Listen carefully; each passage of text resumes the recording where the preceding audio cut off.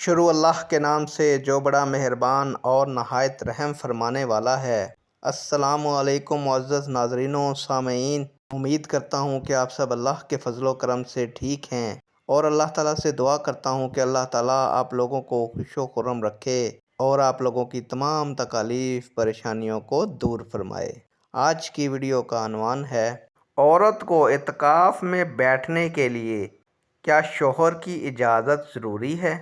امید کروں گا کہ یہ معلومات آپ کے علم میں اضافہ فرمائے گی اور آپ اس معلومات کو شیئر کریں گے، چینل کو سبسکرائب کریں گے تاکہ دوسرے مسلمان مرد اور عورت بھی اس معلومات سے مستفید ہو سکیں۔ بڑھتے ہیں ویڈیو کی جانب۔ عورت کو اعتکاف میں بیٹھنے کے لیے خاوند سے اجازت حاصل کرنا ضروری ہے، اور خاوند اسے اعتکاف سے منع بھی کر سکتا ہے، لیکن جب خاوند نے ایک بار اجازت دے دی تو اب منع نہیں کر سکتا۔